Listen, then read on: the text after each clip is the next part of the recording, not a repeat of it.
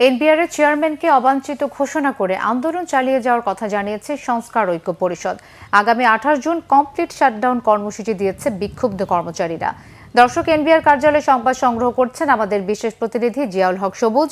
সরাসরি চলে যাচ্ছি তার কাছে। সবুজ, আন্দোলনের সবশেষ কি তথ্য আছে আপনার কাছে?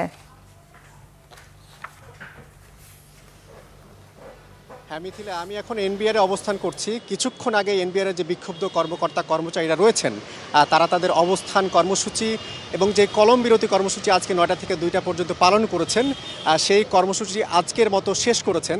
তবে তারা বলছেন যে তাদের যে দাবি, বিশেষ করে 4টি দাবি, রাজস্ব বোর্ডকে একেবারে বিলুপ্ত না করে সংস্কার প্রক্রিয়ার যে সরকার উদ্যোগ নিয়েছে সেটি যথাযথভাবে না করা পর্যন্ত যত দ্রুত সম্ভব এটিকে যাতে বোর্ডের মর্যাদায় উন্নীত করা হয়, একই সাথে নিপীড়নমূলক এবং প্রতিহিংসা পরায়ণ সিদ্ধান্ত হিসাবে কয়েকজন কর্মকর্তা এবং কর্মচারীকে যাদেরকে এনবিআর বদলি করেছে তাদের যে বদলির আদেশ সেটি প্রত্যাহার না করা পর্যন্ত তারা তাদের কর্মসূচি চালিয়ে যাবেন।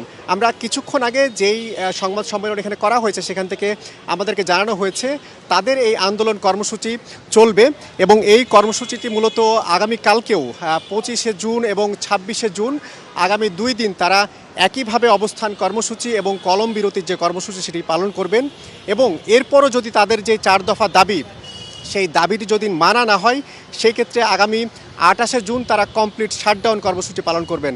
অর্থাৎ তারা কোনো ধরনের কোনো কর্মকাণ্ডে থাকবেন না। বিশেষ করে কর কর্মকর্তা, রাজস্ব কর্মকর্তা, বিশেষ করে ভ্যাট এবং কাস্টমসের যে কর্মকর্তারা রয়েছেন, কর্মচারীরা রয়েছেন, তারা পুরো দমে তাদের কাজ বন্ধ করে দিবেন। শুধুমাত্র আন্তর্জাতিক যে পরিষেবা রয়েছে সেই পরিষেবা বাদে সব ধরনের কর্মসূচি তারা সরে এসে কমপ্লিট শাটডাউন কর্মসূচি পালন করবেন। এই হচ্ছে এখানকার সবশেষ অবস্থা।